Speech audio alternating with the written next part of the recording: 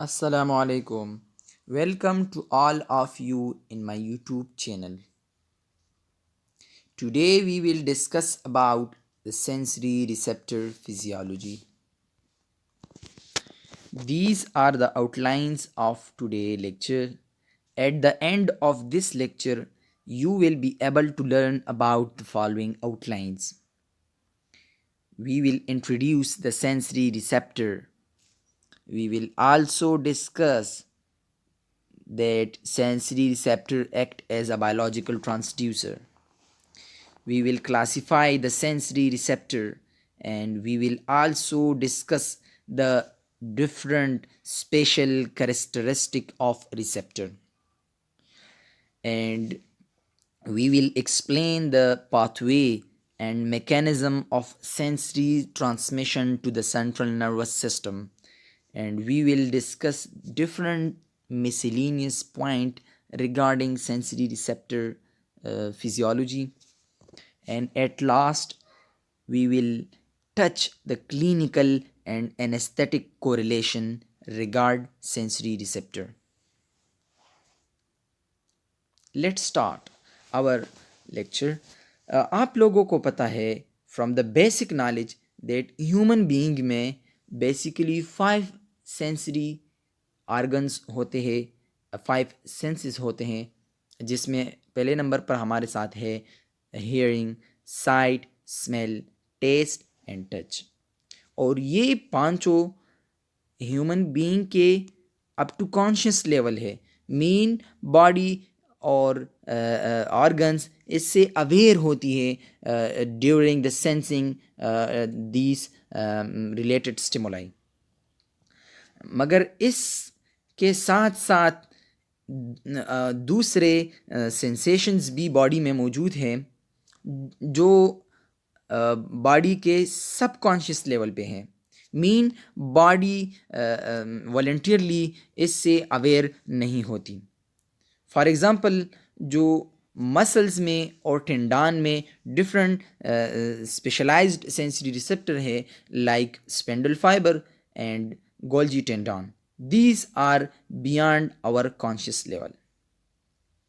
इसी तरह जो बैरो रिसेप्टर हैं, same chemoreceptor for detecting the pressure and osmolarity in the blood, these are also beyond our conscious level.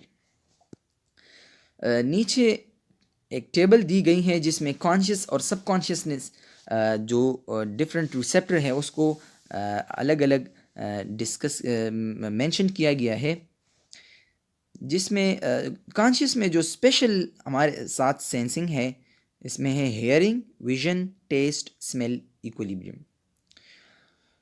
और जो somatic या cutaneous है इसमें हमारे पास है touch, pressure, temperature and pain. जो सब कॉन्शियसनेस में सोमैटिक है तो इसमें हमारे साथ प्रोप्रियोसेप्शन में spindle fibre and Golgi tendon. Proprioception mean awareness to the body about the muscle movement and body position. Visceral में जो है हमारे पास है बीपी मेजरिंग के लिए बैरो रिसेप्टर, और इसी तरह ऑस्मोलरिटी के लिए कीमो रिसेप्टर, और different type of stretch receptor भी ऑर्गन्स में मौजूद है like J receptor in the lung, और इसी तरह और रिसेप्टर भी स्ट्रेचिंग रिसेप्टर हमारे साथ हार्ट में भी मौजूद है। डिफिनीशन की तरफ आते हैं सेंसरी रिसेप्टर के कि the actual sort off switch present in the different form but having same output in the form of electrical current. ये जो सेंसरी रिसेप्टर है ये बेसिकली एक स्विच की तरह है, और यही स्विच जो है इसके लिए इनपुट डिफरेंट हो सकते हैं मगर जो इसका आउटपुट है वो सेम है in the form of electrical current और action potential of electrical impulse. दूसरा डिफिनीशन इसका यह है कि the afferent nerve ending as a bare unmyelinated ending are in the form of specialised encapsulated structure. ये जो सेंसरी रिसेप्टर है ये बेसिकली या तो सिंपल एक सेंसरी नर्व का एक एंडिंग होता है और यही एंडिंग जो है अनमाइलिनेटेड एंडिंग होता है, बेयर एंडिंग होता है, और या यही bare unmyelinated sensory nerve ending एक स्पेशलाइज्ड कनेक्टिव टिश्यू के कैप्सूल में कवर हुआ होता है।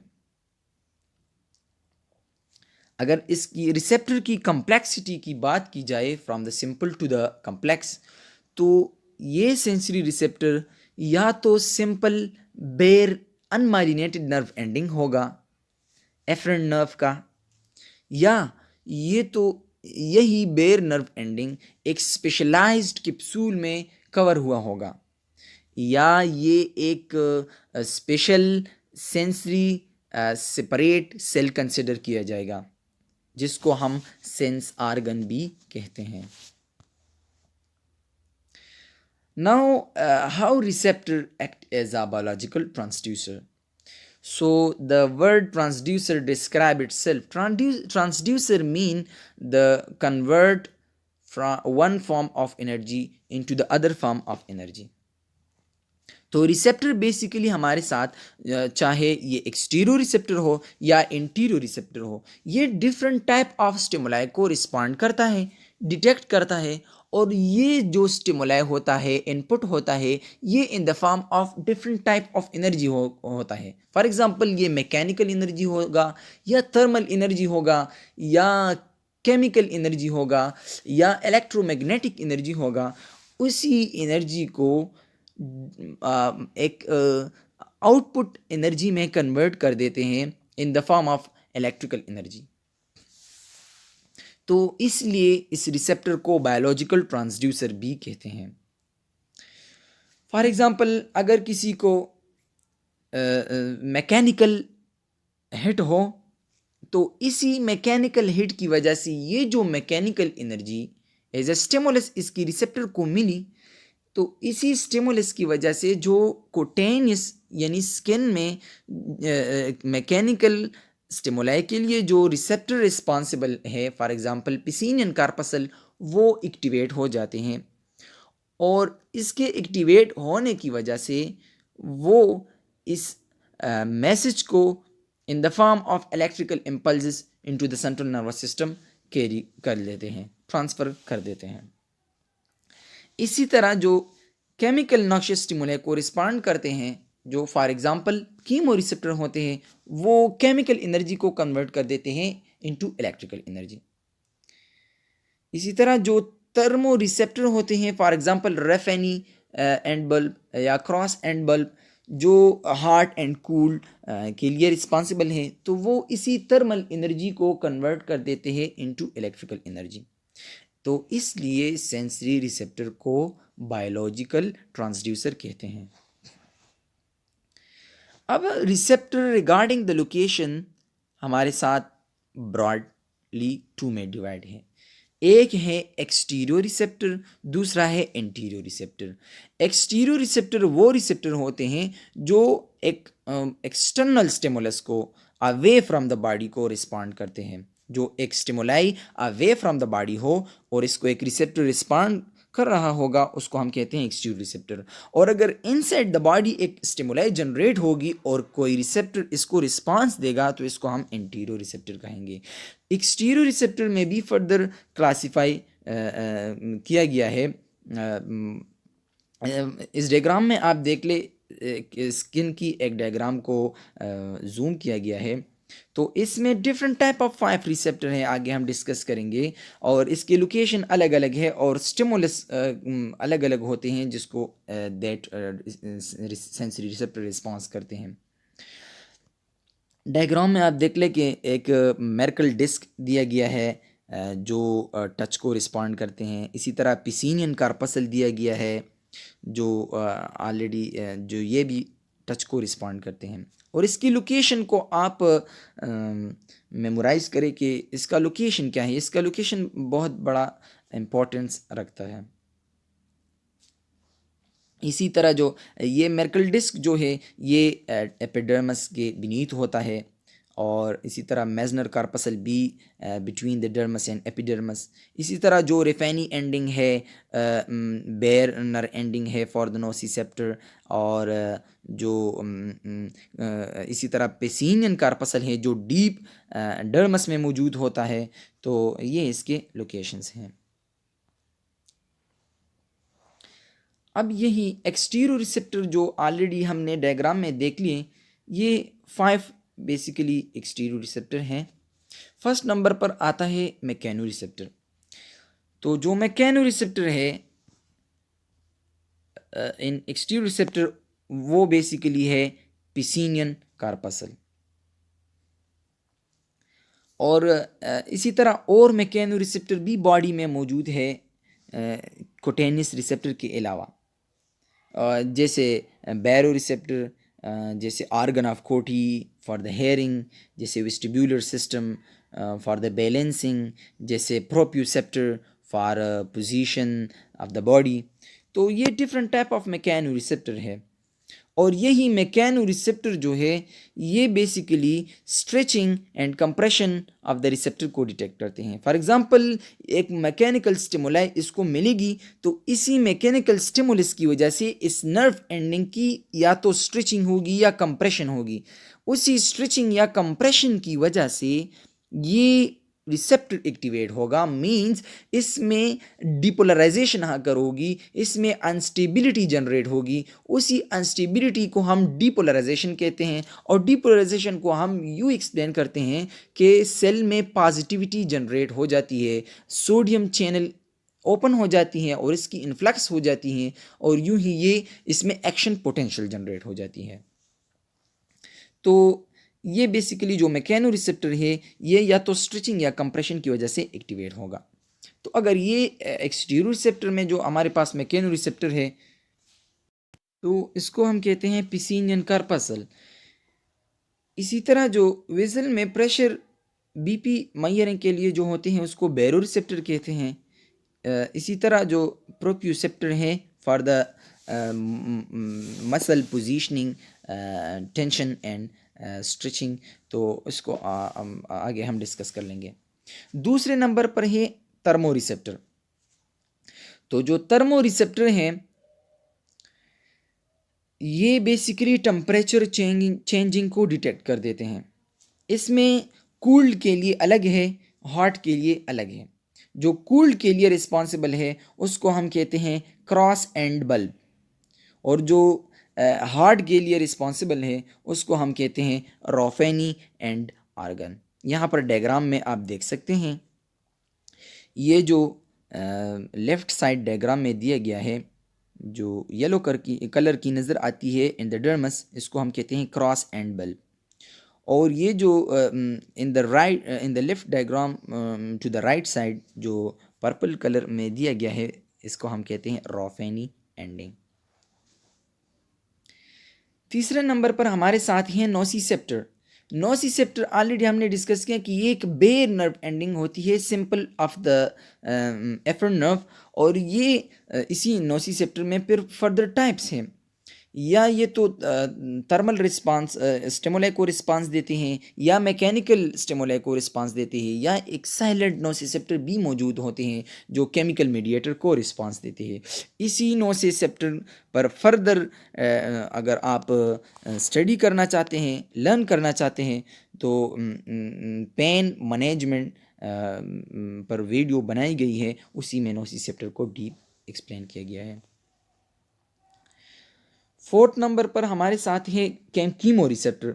जो कीमो रिसेप्टर होते हैं वो जो मुख्तलिफ़ किस्म के केमिकल स्टिमुलाई को डिटेक्ट करते हैं। फॉर एग्ज़ाम्पल जो स्मेल के लिए है, इसी तरह टेस्ट के लिए है, टेस्ट में फर्दर टाइप्स है, इसी तरह ऑर्डर में भी फर्दर टाइप्स हैं। लाइक टेस्ट में जो है sweet for the sugar, umami for the amino acid, salty for the sodium chloride and bitter for the alkaloid and sour for the acid। ये आप मेमोराइज़ कर ले, क्योंकि ये MCQs पॉइंट ऑफ व्यू से अहम है।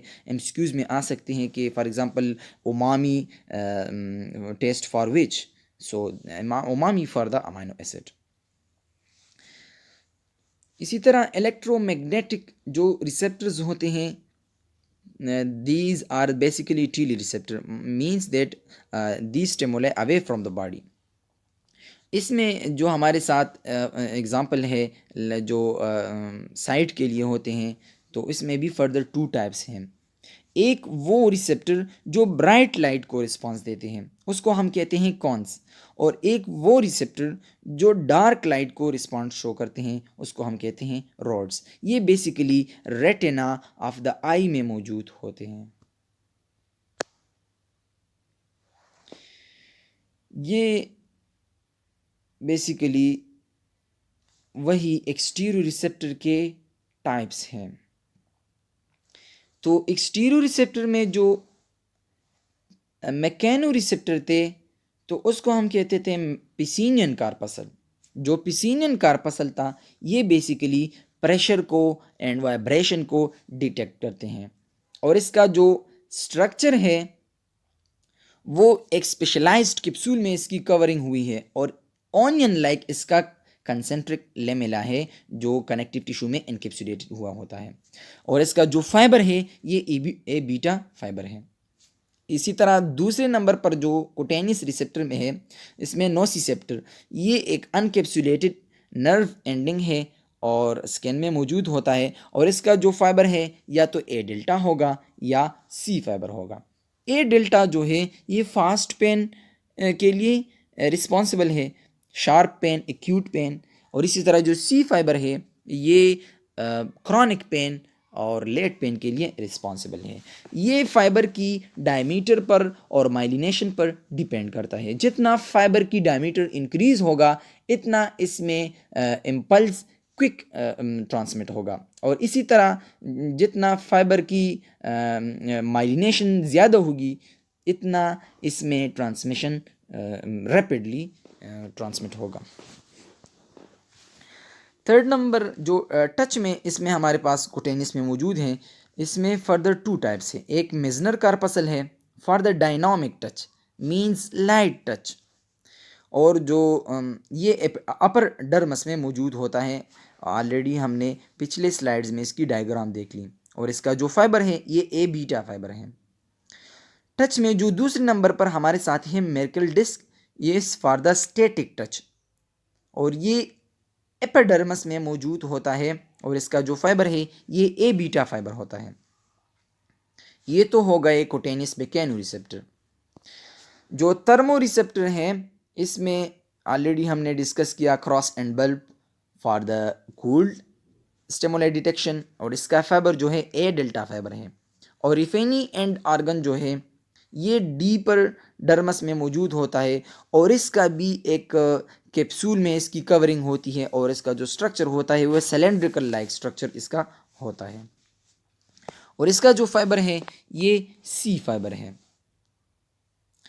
इसी तरह कीमो रिसेप्टर जो इसमें है गस्टेटरी सेल्स, जो for the taste in the form of taste bud. ये टेस्ट बर्ड में basically 50 to 150 columnar taste cells होते हैं, और जिसकी टिप एक ऐसा पोर सा टाइप सा बना लेते हैं, और जो एक केमिकल्स होता है लाइक पार्टिकल्स, डिफरेंट न्यूट्रिएंट्स, ये उसी की टेस्ट को डिटेक्ट करते हैं।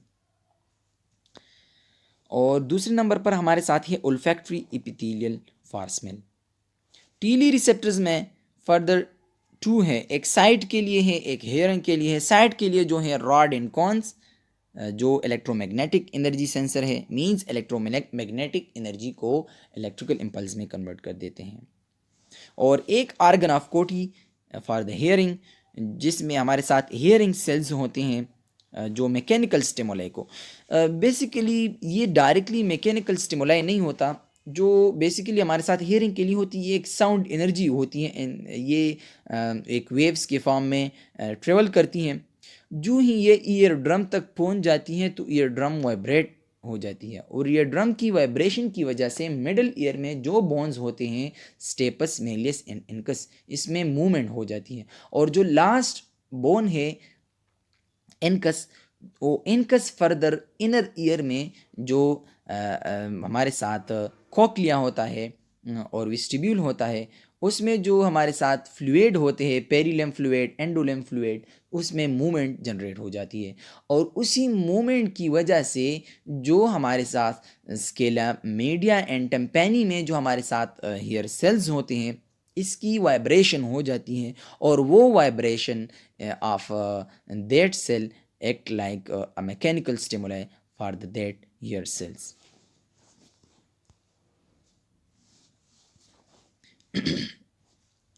We discussed about the exterior receptor. Now we will discuss about the interior receptor. Interior receptor में जो है वेजरो रिसेप्टर, जो या तो वेजरा में होते हैं या ब्लड वेजल्स में होते हैं, और दूसरा है प्रोप्रियोसेप्टर जो बॉडी के पोजीशन के बारे में अवेयर करती हैं, डिटेक्ट करती हैं, और ये बेसिकली मस्कोस्केलेटन ऑर्गन्स में होती हैं, मींस या तो मसल्स में होती हैं या टेंडन में होते हैं। तो जो विसरा में होते हैं, एक तो है stretch receptor in the heart as well as in the lung. Heart में जो है ये बेसिकली अगर प्रीलोड में इंक्रीज आएगी तो वेंट्रिकुलर की फिलिंग इंक्रीज होगी, आर्टरी की फिलिंग इंक्रीज होगी, और आर्टरी की मसल, वेंट्रिकल की मसल में स्ट्रेचिंग आएगी, और उसी स्ट्रेचिंग की वजह से यही रिसेप्टर एक्टिवेट हो जाते हैं। और फर्दर ये एक रिफ्लेक्स आर्क को एक्टिवेट कर देते हैं, जो एक प्रोटेक्टिंग मैकेनिज्म होता है, और वो प्रोटेक्टिंग मैकेनिज्म की वजह से इस प्रीलोड में डिक्रीज आ जाती है। इसी तरह जो लंग में स्ट्रेच रिसेप्टर है, that is called J receptor. तो जे रिसेप्टर भी लंग के ओवर इन्फ्लेटिंग की वजह से एक्टिवेट हो जाते हैं, और यही जे रिसेप्टर जो है मेडुला ऑब्लांगेडा को एक्टिवेट कर देते हैं। इसी तरह बैरो रिसेप्टर ऑलरेडी हमने डिस्कस किया है, जो बीपी के लिए है 2 प्लेसेस में, कैरोटिड साइनस में जो इंटरनल कैरोटिड आर्टरी जो होते हैं और के बाइफर्केशन में, और इसी तरह आयोटिक साइनस में जो आर्च ऑफ आयोटा में मौजूद हैं फॉर द बीपी मेजरिंग। और इसके लिए जो नर्व रिस्पॉन्सिबल है वो cranial number 9 and cranial number 10।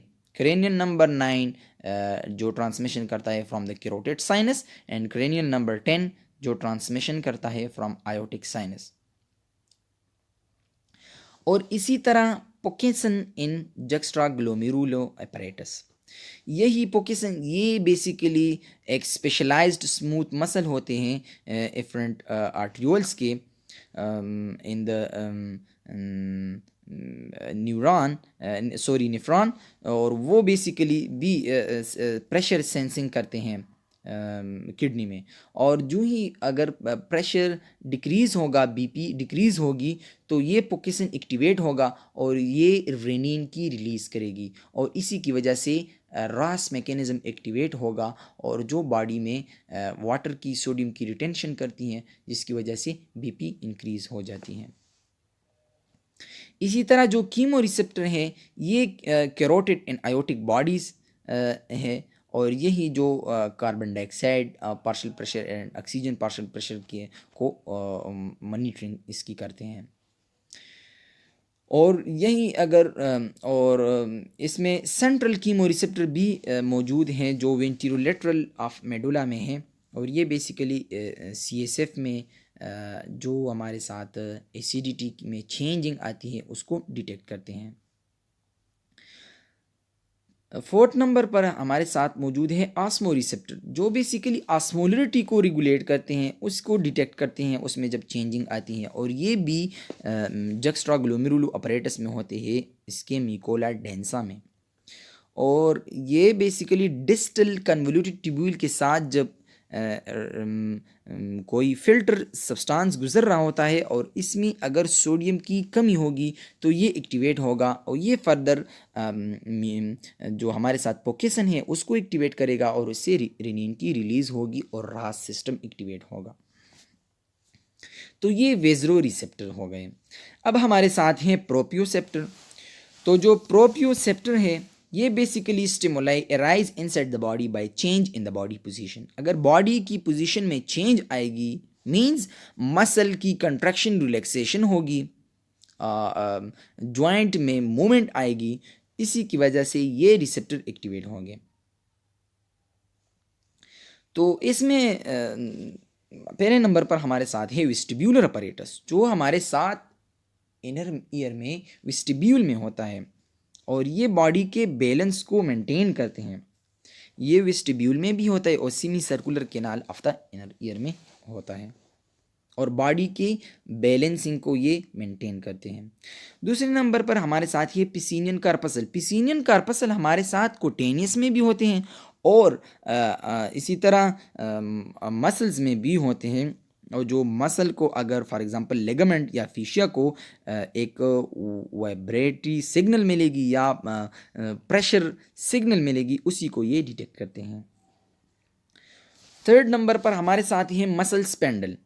जो मसल स्पेंडल है ये basically parallel to the muscle मौजूद होते हैं, मसल फाइबर मौजूद होते हैं और ये रेट ऑफ द स्ट्रेचिंग और स्ट्रेचिंग और रेट ऑफ द स्ट्रेचिंग को ये डिटेक्ट करता है। मींस अगर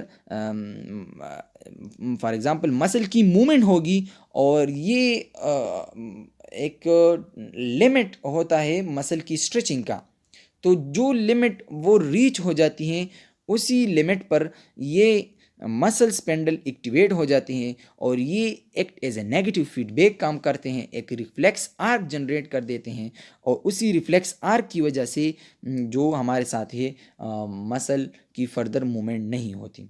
मतलब ये फर्दर हार्म से उसी मसल को प्रिवेंट कर देते हैं फ्रॉम ओवर स्ट्रेचिंग और रैपिड स्ट्रेचिंग। इसी तरह जो गोल्जी टेंडान है ये बेसिकली हमारे साथ टेंडान में मौजूद होते हैं और ये रेदर देन पैरेलल, ये इसी टेंडान के साथ इसी मसल के साथ सीरीज में कनेक्ट होते हैं और ये बेसिकली टेंशन को डिटेक्ट करते हैं। फॉर एग्जांपल अगर एक मसल पर वेट लिफ्टिंग होगी तो जितना इसमें टेंशन की कैपेबिलिटी है उसी तक ये उसको मेंटेन कर लेगी। अगर इससे बियॉन्ड ये लिमिट बियॉन्ड जाएगा तो बियॉन्ड द लिमिट ये गोल्जी टेंडान एक्टिवेट हो जाते हैं और एक रिफ्लेक्स आर्क के ज़रिए उसकी ओवर टेंशन को प्रिवेंट कर देते हैं। फिफ्थ नंबर पर हमारे साथ है नोसिसेप्टर। तो नोसिसेप्टर जो ऑलरेडी हमने कोटेनिस में डिस्कस किए, same like here for the noxious stimuli, और ये बेसिकली आर्टिकुलर कार्टिलेज में और साइनोवियल मेम्ब्रेन में मौजूद होते हैं।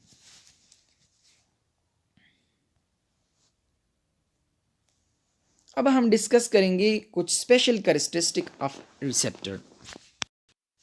तो जहन में सवाल आता है कि किस तरह एक रिसेप्टर जो है डिफरेंट टाइप ऑफ स्टिमुले को रिस्पॉन्ड देते हैं।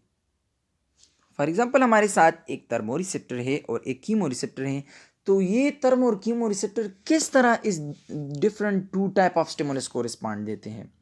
तो जो गाइटन एंड हॉल में इसके लिए एक टर्मिनोलॉजी लिखी गई है उसको हम कहते हैं डिफरेंशियल सेंसिटिविटी एंड, और इस मैकेनिज्म को हम कहते हैं या मूलर डोक्राइन ऑफ स्पेसिफिक एनर्जी। तो इसी मूलर डोक्राइन ऑफ स्पेसिफिक एनर्जी या डिफरेंशियल सेंसिटिविटी के मुताबिक इस बात को हम क्लियर कर सकते हैं कि how different two type of receptor detect different type of stimuli. Means जो हमारे साथ कीमो रिसेप्टर है तो कीमो रिसेप्टर बेसिकली इसका थ्रेशोल्ड डिफरेंट है और थर्मो रिसेप्टर का थ्रेशोल्ड डिफरेंट है। और ये थ्रेशोल्ड जो कीमो रिसेप्टर का है ये सिर्फ और सिर्फ केमिकल स्टिमुलस की वजह से ये थ्रेशोल्ड गेन होता है। इसी तरह जो थर्मो रिसेप्टर है तो जो थर्मो रिसेप्टर का थ्रेशोल्ड है ये सिर्फ और सिर्फ थर्मल स्टिमुलस से ही गेन होता है। मतलब थर्मल एनर्जी में इतना कैपेबिलिटी है कि ये इस थर्मल रिसेप्टर की थ्रेशोल्ड को अचीव करे। तो ये हो गई इसकी specificity regarding the detecting different type of stimulus. इसको हम डिफरेंशियल सेंसिटिविटी भी कहते हैं और इस मैकेनिज्म या इस लॉ को हम मूलर डोक्राइन ऑफ स्पेसिफिक एनर्जी कहते हैं। दूसरा क्वेश्चन ये राइज होता है कि हाउ एक receptor transmit different only one modality one time means एक फॉर एग्जांपल एक नोसिसेप्टर है, how they transmit only pain modulation. तो यहाँ पर भी गाइटन एंड हॉल में इसके लिए एक टर्मिनोलॉजी लिखी गई है, लेबल्ड लाइन प्रिंसिपल। तो इसी प्रिंसिपल के मुताबिक भी एक स्पेसिफिसिटी है, मीन्स जो नर्व एंडिंग इसी नोसिसेप्टर के साथ अटैच है, तो ये नर्व एंडिंग ब्रेन में एक स्पेसिफिक लोकेशन में टर्मिनेट हुआ है, और वही लोकेशन और वही पार्ट ऑफ द ब्रेन एक स्पेसिफिक मॉड्यूलेशन के लिए रिस्पॉन्सिबल होता है। मीन्स अगर हम नोसिसेप्टर की बात करें तो जो नोसिसेप्टर के जो फाइबर है, C fibre and A delta fibre, ये बेसिकली पैराइटल लोब के पोस्ट सेंट्रल गायरस में टर्मिनेट होते हैं, और वही पैराइटल लोब में जो पोस्ट सेंट्रल गायरस है, ये बेसिकली हमारे साथ जो नॉक्शियस स्टिमुलाई होता है, पेन सेंसेशन होता है, उसके लिए ये रिस्पॉन्सिबल है। तो लेबल्ड लाइन प्रिंसिपल के मुताबिक जो हमारे साथ रिसेप्टर है वो इसलिए वन मोडिलिटी को एट टाइम ट्रांसमिट करते हैं क्योंकि इसके फाइबर जो है एक specific part of the brain में टर्मिनेट हुए होते हैं, जो only responsible for the that specific stimuli sensation and interpretation. दूसरा जो करेक्टरिस्टिक है ये बड़ा इंटरेस्टिंग है and very important regard exam point of view. This is adaptation और डिसेंसिटाइजेशन। तो ये एडाप्टेशन एंड डिसेंसिटाइजेशन बेसिकली एक इंटरेस्टिंग एंड नेचुरल फिनोमेना है ऑफ द सेंसरी रिसेप्टर, और ये जो ऑलरेडी हम बायोकेमिस्ट्री में सीख चुके हैं, एक desensitization of the receptor mean internalization of that receptor or down regulation of that receptor. Adaptation को हम डिफाइन कर लेंगे कि the decline in discharge of sensory impulses when receptor is stimulated continuously with the constant strength.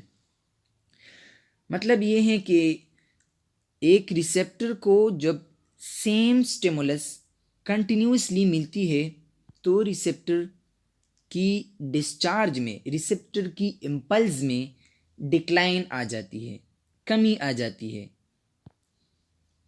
और receptor की impulses at the last terminate हो जाती है to that continuous stimulation of same strength.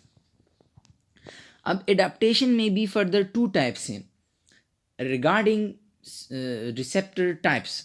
बाज़ ऐसे रिसेप्टर होते हैं जो एक सेम स्ट्रेंथ ऑफ स्टिमुलस को रैपिडली अडॉप्ट हो जाते हैं, तो उसको हम फेजिक या रेट और मूवमेंट रिसेप्टर कहते हैं, means that desensitize rapidly to that continuous stimulation of same strength. और या एक रिसेप्टर जो एक सेम स्ट्रेंथ ऑफ स्टिमुलस को स्लोली अडॉप्ट हो जाते हैं, तो उसको हम टॉनिक रिसेप्टर कहते हैं। अब इसमें एक और इम्पॉर्टेंट बात यह है कि जो हमारे साथ फेजिक रिसेप्टर है जो रैपिडली अडॉप्ट हो जाते हैं, इसमें एक फिनोमेना तो ये भी है कि these receptor detect change in the strength of stimulus. Mean जब स्ट्रेंथ ऑफ स्टिमुलस में चेंज आएगी तो ये रिसेप्टर एक्टिवेट होगा और एक्शन पोटेंशियल जनरेट होगी, और ये action potential just for the time being होगा, just for very short time होगा, और ये एक्शन पोटेंशियल फिर डिसअपेयर हो जाता है, और अगेन जब उसी स्ट्रेंथ ऑफ स्टिमुलस में चेंज आती है तब एक्शन पोटेंशियल फिर जनरेट हो जाते हैं। तो इसलिए इसकी जो एक्शन पोटेंशियल है ये फॉर द शॉर्ट टाइम है, इसलिए ये रैपिडली अडॉप्ट हो जाते हैं, रैपिडली डिसेंसिटाइज हो जाते हैं, रैपिडली इसकी इंटरनलाइजेशन हो जाती है। फॉर एग्जांपल जो हमारे साथ टच रिसेप्टर है, मेरकल डिस्क और मेजनर कार्पसल, इसी तरह जो प्रेशर रिसेप्टर है पिसीनियन कार्पसल, और हमारे साथ जो हेयर के लिए रिसेप्टर है, तो these receptor these have impulse or action potential for a very short time and adaptation occur rapidly. और अल्लाह का ये बड़ा कुदरत है कि इसी रैपिड एडाप्टेशन में भी इसका बड़ा फ़ायदा है, क्योंकि फॉर एग्ज़ाम्पल अगर लाइट टच होगी और इसको ये रिसेप्टर की action potential for long time और कंटिन्यूस जनरेट होगी, तो ज़ाहिरी बात है एडाप्टेशन स्लोली होगी। तो इसी स्लोली एडाप्टेशन की वजह से फिर एक परसिस्टेंट डिस्ट्रक्शन बंदे को कास हो जाती है। मतलब ये जो हमारे साथ एक्शन पोटेंशियल जनरेट होगी ये डिस्ट्रक्शन कास करेगी। For example light touch would be distracting if were persistent. अगर कि इसकी एक्शन पोटेंशियल जो था अगर ये कंटिन्यूसली होता था तो ये बंदे को डिस्ट्रैक्ट कर देता था। इसी तरह जो हमारे साथ जो स्लो एडाप्ट हो जाते हैं, इसमें हमारे साथ जो स्पेंडल फाइबर्स है, टेंडन है, तो इसमें भी अल्लाह का बड़ा कुदरत है कि ये स्लोली एडाप्ट हो जाते हैं। क्योंकि इस स्लो एडाप्टेशन का फ़ायदा ये है, एग्ज़ाम्पल में हम स्पेंडल फाइबर लेते हैं, गोल्जी टेंडन लेते हैं, जो बॉडी के पोजीशन को मेंटेन करते हैं और मसल की स्ट्रेचिंग और ओवर स्ट्रेचिंग, इसी तरह मसल की टेंशन को मेंटेन करते हैं। तो अगर ये स्लो इसकी एडाप्टेशन होती है तो इसका फ़ायदा ये है कि बॉडी की पोस्चर मेंटेन होती है। मीन्स अगर for example Golgi tendon rapidly adapt होगा तो जल्दी जो है एक मसल जो है वो इसकी टेंशन इनहिबिट होगी और हम एक वेट को पूरी तरह लिफ्ट नहीं कर सकेंगे।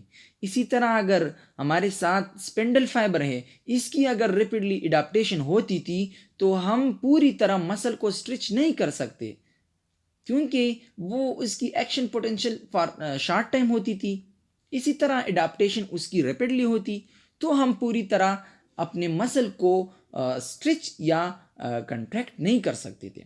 तो ये अल्लाह का बड़ा करम है, बड़ा कुदरत है, अल्लाह का करिश्मा है कि एक स्पेंडल फाइबर जो है वो स्लोली अडॉप्ट हो जाता है और इसकी जो एक्शन पोटेंशियल है वो for the long time continuously action potential होता है।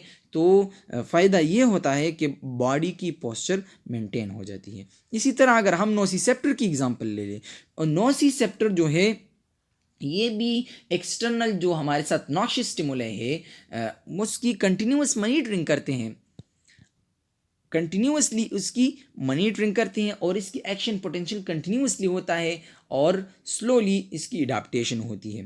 तो इस स्लो एडाप्टेशन का फ़ायदा ये होता है कि बॉडी एक मिनिमम नॉक्शियस स्टिमुलाई के बारे में भी अवेयर होती है।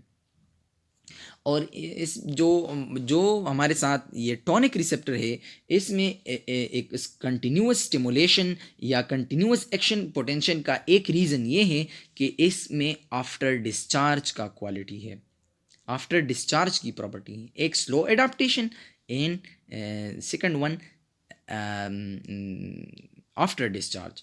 After discharge mean the stimulus cessation के बाद भी इसमें एक्शन पोटेंशियल मेंटेन रहती है, कंटिन्यूस एक्शन पोटेंशियल जनरेट होती है, इसको हम कहते हैं आफ्टर डिस्चार्ज। इसी तरह एक पॉइंट लिखा गया है कि chemo receptor and nociceptor probably never adopt completely, और इसमें जो अडॉप्टेशन होती है ये या तो बहुत स्लोली होती है या not completely these receptor adopt, because ये बॉडी के क्रूशल एंड एसेंशियल मॉनिटरिंग करते हैं। मीन जो कीमो रिसेप्टर अगर हम देख लें तो बॉडी में ऑस्मोलरिटी को रेगुलेट करते हैं, जो बॉडी के लिए माइल्ड स्टिमुलेशन और माइल्ड फ्लेक्सिबिलिटी इसमें आएगी, तो डिफरेंट आर्गन पर इसके एडवर्स इफेक्ट नज़र आते हैं। इसी तरह जो पेन के लिए अगर इसमें आफ्टर डिस्चार्ज नहीं होती, इसमें कंटिन्यूस स्टिमुलेशन नहीं होती और रैपिडली अडॉप्ट होते, तो बॉडी एक नॉक्शियस स्टिमुलाई के बारे में अवेयर नहीं होती थी। इस डायग्राम में आप देख ले जो हमारे साथ ये डायग्राम बड़ा हेल्पफुल है इसकी हमारे साथ कंसेप्ट है उसको समझने के लिए। जो टॉनिक रिसेप्टर है तो इसमें जो आफ्टर डिस्चार्ज की प्रॉपर्टी है और इसकी कंटिन्यूसली एक्शन पोटेंशियल जनरेट होती है, तो इसलिए इसमें स्लो एडाप्टेशन अगर होती है। इसी तरह अगर फेजिक एडाप्टेशन की ग्राफ को देख लें तो इसमें एक्शन पोटेंशियल जो है ये हमारे साथ बहुत शॉर्ट होता है, तो इसलिए इसकी रैपिड एडाप्टेशन अगर होती है। सेंसरी रिसेप्टर का एक कैरेक्टरिस्टिक ये भी है according to the Weber Fechner law कि अगर intensity of the stimulus increase होगी तो रिस्पांस टू दैट स्टिमुलस इसी रिस्पांस में भी लॉगरिथमिक इंक्रीज आएगी। फॉर एग्जांपल अगर किसी स्टिमुलस को हम 100 टाइम इंक्रीज कर लें तो इसकी जो हमारे साथ रिस्पॉन्ड है वो डबल हो जाएगी, मीन लॉगरिथमिक इंक्रीज आएगी according to the Weber Fechner law. एक है सिग्नल एम्प्लीफिकेशन। सिग्नल एम्प्लीफिकेशन भी इसी सेंसरी रिसेप्टर का कैरेक्टरिस्टिक है। एक कैस्केड इसके ज़रिए क्रिएट हो जाता है, एक मल्टीपल कैस्केड, और वो मल्टीपल कैस्केड जो है एक वन स्टिमुलस के लिए a lot of many impulses generate कर देते हैं। उसको हम सिग्नल एम्प्लीफिकेशन कहते हैं। Mean receptor strengthen energy of the stimuli. एक ही स्टिमुलस होती है और इसकी जो आउटपुट है वो उसको मीन्स फॉर एग्जांपल 100 टाइम उसको इंक्रीज करे तो इसी प्रॉपर्टी को एम्प्लीफिकेशन कहते हैं। मतलब एक स्टिमुलस फॉर एग्जांपल 1 टाइम होगा और इसकी आउटपुट को आप 100 टाइम आपके पास आ जाएं तो उसको हम एम्प्लीफिकेशन कहते हैं। तो सेंसरी रिसेप्टर में सिग्नल एम्प्लीफिकेशन की कैरेक्टरिस्टिक है। फॉर एग्जांपल अगर आप देख लें कि जो हमारे साथ आई की एक्शन पोटेंशियल होती है, फॉर एग्जांपल एक फोटॉन जो होता है एनर्जी का, तो इसकी जो ब्रेन तक मैसेज जाती है, ब्रेन तक इसकी एक्शन पोटेंशियल ट्रांसमिट होती है, वो इससे 1 लाख टाइम इससे इंक्रीज होती है। तो ये एक सिग्नल एम्प्लीफिकेशन कैरेक्टरिस्टिक है सेंसरी रिसेप्टर्स में। Now we will discuss the receptor potential. तो रिसेप्टर पोटेंशियल बेसिकली एक जनरेटर पोटेंशियल होता है और ये रिसेप्टर पोटेंशियल तब डेवलप होता है जब एक स्टिमुलस मिल जाती है, और ये एक ट्रांजिएंट रिसेप्टर पोटेंशियल होता है, mean for the short time. और इसमें एक प्रॉपर्टी ये भी है कि ये नॉन प्रोपिगेटेड पोटेंशियल होता है, means same like excitatory post synaptic potential. ये रिसेप्टर पोटेंशियल इसलिए नॉन प्रोपिगेटेड होता है क्योंकि ये first act like a local circuit. ये लोकल सर्किट का मतलब ये है कि डायग्राम में आप देख ले, जब एक रिसेप्टर को स्टिमुलस मिल जाती है तो इसकी जो पोटेंशियल में अनस्टेबिलिटी आ जाती है। इसी अनस्टेबिलिटी की वजह से जो एक पोटेंशियल जनरेट होता है वो एज ए लोकल सर्किट होता है। मीन ये potential just first node of Ranvier तक पहुंचता है और उसी तक ये महदूद होता है, इसलिए ये एक लोकल सर्किट भी कहलाता है रिसेप्टर पोटेंशियल, और नॉन प्रोपिगेटेड होता है। और जब ये रिसेप्टर पोटेंशियल इतना जनरेट हो जाए up to the 10 millivolt, ये 10 मिली वोल्ट तक ये रिसेप्टर पोटेंशियल डेवलप हो जाए, तब ये लोकल सर्किट जो है ये एक्शन पोटेंशियल में कन्वर्ट हो जाता है। मीन ये लोकल सर्किट फिर दूसरे नोड ऑफ रेनवेयर तक इसकी एक्शन पोटेंशियल क्रिएट हो जाती है। तो रिसेप्टर पोटेंशियल हमारे साथ बेसिकली एक्शन पोटेंशियल से अलग है। रिसेप्टर पोटेंशियल बेसिकली हम इसको एक थ्रेशोल्ड सा कह सकते हैं। ये बेसिकली एक्शन पोटेंशियल के लिए सेंसरी रिसेप्टर का एक थ्रेशोल्ड जैसा है। मीन स्टिमुलस की मतलब इंटेंसिटी इतनी होगी कि एक रिसेप्टर पोटेंशियल जो है वो 10 मिली वोल्ट का एक लोकल सर्किट बना ले, तब हमारे साथ जो है ये रिसेप्टर पोटेंशियल एक एक्शन पोटेंशियल जनरेट कर सकती है।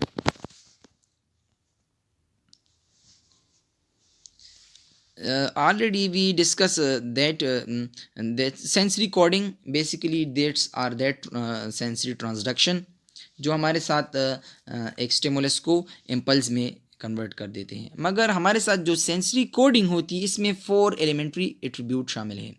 मींस एक सेंसरी रिसेप्टर जब इम्पल्स ट्रांसमिट करती है तो ये इस स्टिमुलस की मॉडलिटी को स्पेसिफाई करती है कि इधर this is a pain modality, either is a touch modality, either is a sight, sound, pain modality.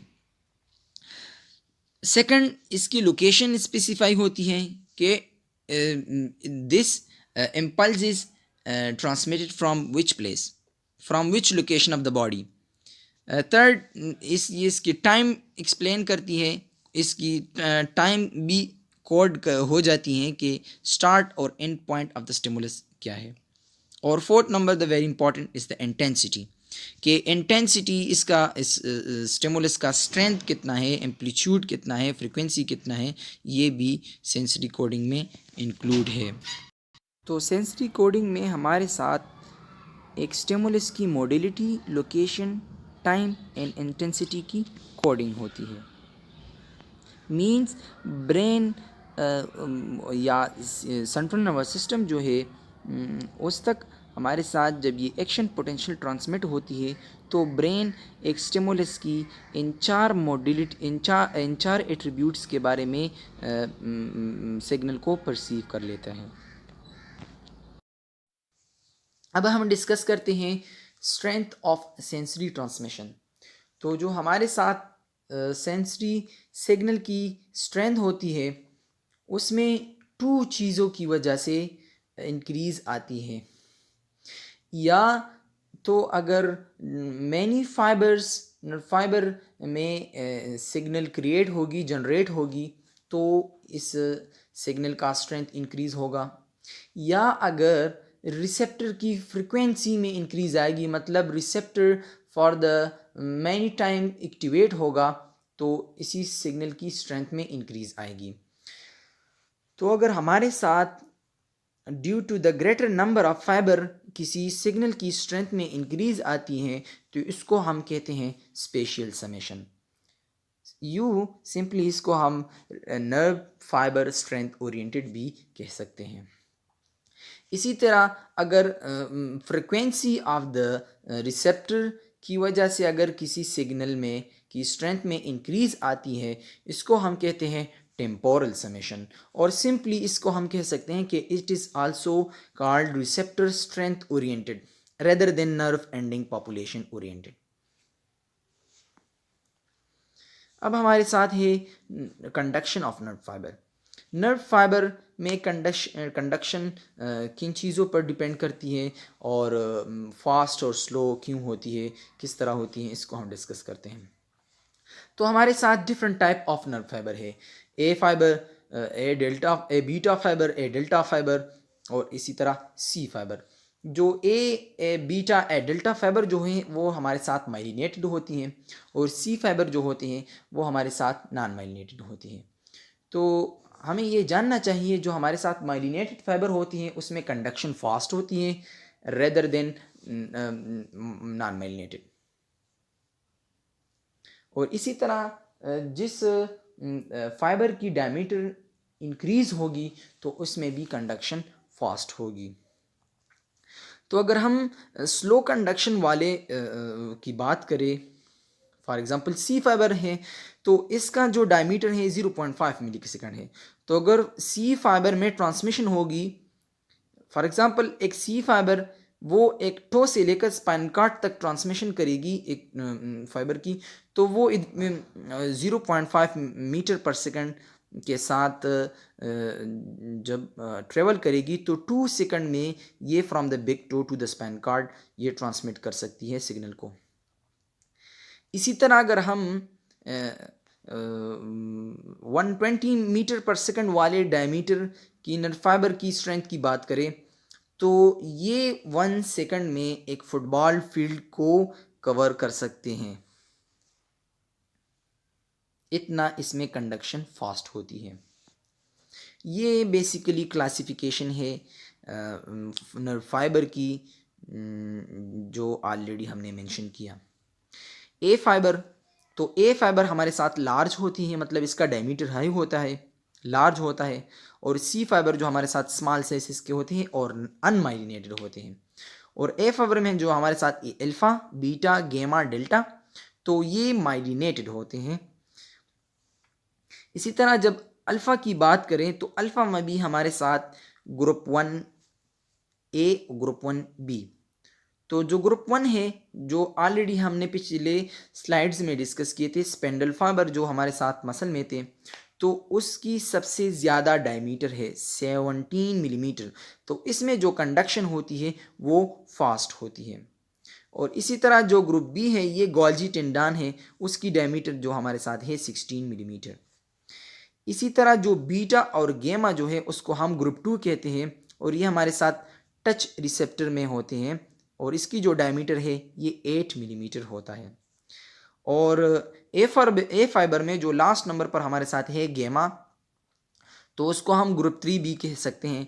और ये जो रिसेप्टर से ट्रांसमिशन करती हैं temperature, crude touch, pricking pain, sensation, all these mean from the Pacinian Merkel disc or Meissner corpuscle and these also। और इसकी जो diameter है ये 3 मिलीमीटर है। ग्रुप 4 जो हमारे साथ सी फाइबर कहलाता है, इसकी जो ट्रांसमिशन होती है फ्रॉम द पेन, मतलब नोसिसेप्टर से इसकी ट्रांसमिशन होती है, और इसकी जो डायमीटर है 0.5 से लेके 2 मिलीमीटर तक होता है। तो हम यूँ कह सकते हैं कि conduction is fastest in the alpha, A alpha than A beta, and faster in beta than gamma, and faster in gamma than delta, and faster in delta than C fibre. तो जो हमारे साथ फास्टेस्ट कंडक्शन फाइबर है वो ए alpha है, और slowest conduction fibre जो है वो सी फाइबर है। और जो सी फाइबर है ये almost all post ganglionic and 1/2 of peripheral nerve fibre में जो होता है वो सी फाइबर होता है। ये एमसीक्यूज पॉइंट ऑफ व्यू से आप याद रख लेंगे। जो सी फाइबर होता है वो पोस्ट गिंग्लियानिक में और 1/2 ऑफ द पेरिफेरल नर्व में मौजूद होता है। अब ये एक पाथवे है, ऑलरेडी जो पिछले स्लाइड्स में हमने डिस्कस किया। तो जो जब एक स्टिमुलस आती है तो स्टिमुलस की वजह से एक रिसेप्टर में स्ट्रेचिंग, कंप्रेशन, इलांगेशन या एल्स अदर चेंज इसमें आ जाती है, और इसकी वजह से मतलब उस फाइबर की डिफॉर्मेशन अकर हो जाती है। Means in the sense of that इसकी मेम्ब्रेन जो है उसमें अनस्टेबिलिटी आ जाती है, डिपोलराइजेशन अकर हो जाती है। उसी डिफॉर्मेशन की वजह से हमारे साथ जो चैनल होते हैं different type of, like for example mechanical gated channel होते हैं, वो एक्टिवेट हो जाते हैं, और उसी चैनल की वजह से पॉजिटिविटी की इन्फ्लक्स होती है और एक रिसेप्टर पोटेंशियल जनरेट हो जाता है। और रिसेप्टर पोटेंशियल की वजह से हमारे साथ जो ऑलरेडी हमने डिस्कस किया कि एक local circuit of current create होता है up to the first node of रेनवेयर।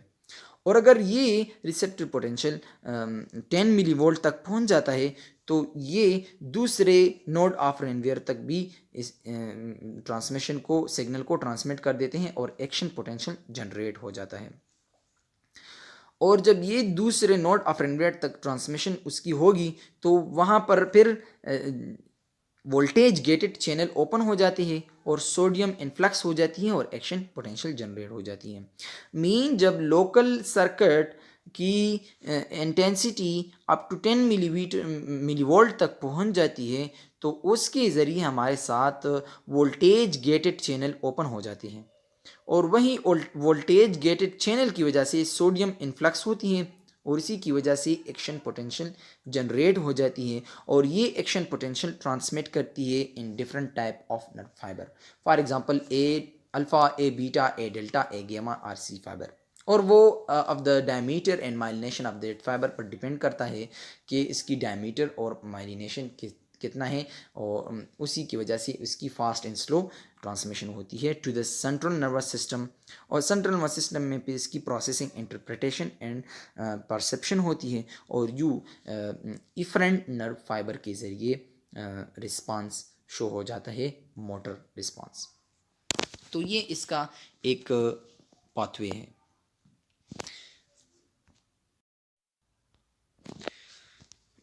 ये कुछ मिसलिनियस पॉइंट है बुक में मेंशन किए गए थे। इसमें पहले नंबर पर है हमारे साथ पंक्टेड डिस्ट्रीब्यूशन। तो पंक्टेड डिस्ट्रीब्यूशन का मतलब ये है कि बॉडी में सेंसरी रिसेप्टर की अनइवन डिस्ट्रीब्यूशन हुई है। सेकंड है लेटरल इनहिबिशन काज सेंट्रल डायरेक्टेड सेंसेशन। मींस कि अगर एक नर्व में एक सिग्नल की ट्रांसमिशन होती है तो ये नर्व सराउंडिंग नर्व को इनहिबिट कर देते हैं, तो इसी की वजह से इसी नर्व में ये ट्रांसमिशन जो है ये सेंट्रल डायरेक्टेड हो जाता है। Then recruitment of the sensory unit as strength of the stimulus is increased. जब हमारे साथ जो स्टिमुलस की स्ट्रेंथ में इंक्रीज आ जाती है तो इसी वजह से एक सेंसरी यूनिट जो है वो रिकॉग्नाइज हो जाता है। मीन ऑलरेडी हमने पिछले स्लाइड्स में डिस्कस किया, जो हमारे साथ टेम्पोरल समेशन था। तो टेम्पोरल समेशन में और स्पेशल समेशन में हमने ये डिस्कस किया कि एक रिसेप्टर ओरिएंटेड है और दूसरा हमारे साथ है नर्व फाइबर ओरिएंटेड। तो जो स्पेशल समेशन है नर्व फाइबर ओरिएंटेड, तो वो नर्व फाइबर की इंक्रीज़ की वजह से वो सिग्नल की स्ट्रेंथ में इंक्रीज़ आ जाती है। तो जब सिग्नल की स्ट्रेंथ में इंक्रीज़ आ जाती है तो ये जो रिसेप्टर फील्ड है तो वो सारा एक्टिवेट हो जाता है और इसी receptor field of that nerve को हम एज ए सेंसरी यूनिट कहते हैं। तो जब सिग्नल की स्ट्रेंथ में, स्टिमुलस की स्ट्रेंथ में इंक्रीज़ आएगी तो सेंसरी यूनिट की रिक्रूटमेंट होगी, रिकॉग्नाइजेशन होगी। Spread and other characteristics differ but action potential similar in all nerve। तो अदर कैरेक्टरिस्टिक इसलिए डिफर है कि इसकी सारी रिसेप्टर की थ्रेशोल्ड अलग अलग होती हैं। इसी तरह स्प्रेड ऑफ एंड ट्रांसमिशन इसलिए अलग है कि कंडक्शन फाइबर डिफरेंट है और इसी फाइबर्स का हर एक का माइलिनेशन एंड डायमीटर डिफरेंट है। और एक्शन पोटेंशियल इसलिए सेम है क्योंकि सेम वोल्टेज गेटेड चैनल की एक्टिवेशन की वजह से सोडियम की इन्फ्लक्स इन सारे रिसेप्टर्स में होती है और इसी की वजह से एक एक्शन पोटेंशियल जनरेट हो जाता है। तो एक्शन पोटेंशियल सारों में सेम है। इसी तरह vibration sensation and proprioception are closely related when one is damaged so is the other. Pallesthesia एक टाइप ऑफ डिजीज़ है जिसमें एक मैकेनिकल वाइब्रेशन को बंदा फील करता है। Stereognosis mean perception of object without look. हम किसी चीज़ को देखे बगैर परसीव करते हैं तो इस फिनोमेना को कहते हैं स्टीरोजेनेसिस। अब हम डिस्कस करते हैं law of projection. Law of projection basically एक रिफर्ड पेन फिनोमेना को एक्सप्लेन करती है। मीन्स अगर हमने ऑलरेडी डिस्कस किया कि एक नर्व है और ये nerve different many nerve fibre में डाइवर्ज हुआ है और इसकी एक broad receptor unit and receptor field बनी है। तो जब एक्शन पोटेंशियल एक ही फाइबर में एक्टिवेट हो जाता है तो डाउनवर्ड हमारे साथ जो एफरेंट पाथवे होती है वो इस एक नर्व के सारे नर्व फाइबर में ट्रांसमिट हो जाती है। तो इसलिए जो हमारे साथ इसके ज़रिए हम रिफर्ड पेन फिनोमेना को हम एक्सप्लेन कर सकते हैं। इसमें हमारे साथ है एमआई में जो हमारे साथ जो चेस्ट पेन होती है वो बेसिकली रेडिएट हो जाता है toward the left shoulder and left arm. क्योंकि इसका जो सेंसरी हमारे साथ जो इनर्वेशन होती है वो एक ही टाइप ऑफ फाइबर से हुई होती है, फॉर एग्जांपल वेगस नर्व। और इसमें एक ये बात भी है कि जो हमारे साथ एम्ब्रियोलॉजिकल डेवलपमेंट जो डर्माटोम थे, तो एक बुक में मैंने ये देखा था कि जो एम्ब्रियोलॉजिकल डेवलपमेंट होता है हार्ट, तो हार्ट फर्स्ट ट्राइमेस्टर्स में हमारे साथ नेक में होता है, और जो ही इसकी फीटस की डेवलपमेंट हो जाती है तो ये हार्ट थोरेसिक रीजन में आ जाता है, तो इसका लोकेशन चेंज हो जाता है, मगर जो इसका जो सेंसरी हमारे साथ फाइबर की इनर्वेशन होती है वो वही सेम रहता है। तो इसी वजह से जो हमारे साथ एमआई में रेफर्ड पेन होता है वो रेडिएट हो जाता है toward that neck, shoulder and left hand. और दूसरा एग्जांपल हमारे साथ है फेंटॉन लिम। फेंटॉन लिम हमारे साथ एम्पुटेटेड जो मिसिंग लिम होता है, तो इसका जो पेन होता है ये भी basically explained bye referred pain phenomena. अब हम डिस्कस कर लेते हैं जो हमारे साथ सेंसरी रिसेप्टर की जो ट्रांसमिशन होती है वो डिजीज़ की वजह से अफेक्ट हो सकती है। फॉर एग्ज़ाम्पल जो डायबिटी मेलाइटस है, इसी तरह परनीशियस इनीमिया है जिसमें B12 की डिफिशिएंसी होती है, इनकी वजह से हमारे साथ dorsal column of spinal cord की डिजेनरेशन हो जाती है। और as we know that dorsal column is responsible for the afferent transmission, for the afferent fibre sensory transmission. तो इसकी वजह से जब degeneration of the dorsal column हो जाती है तो मुख्तलिफ़ किस्म की जो हमारे साथ स्टिमुलस के इसकी थ्रेशोल्ड में इंक्रीज़ आ जाती हैं। फिर वही नॉर्मल जो फिजियोलॉजिकल स्टिमुलस होती है अकर होती है from the different stimuli like mechanical, thermal stimuli, pain sensation, तो उसी स्टिमुलस की वजह से इस नर्व में ट्रांसमिशन अकर नहीं होती क्योंकि इसकी थ्रेशोल्ड इंक्रीज़ हो जाता है। तो एज ए रिज़ल्ट बंदा जो है वो इसी परसेप्शंस को रिकॉग्नाइज नहीं कर सकता।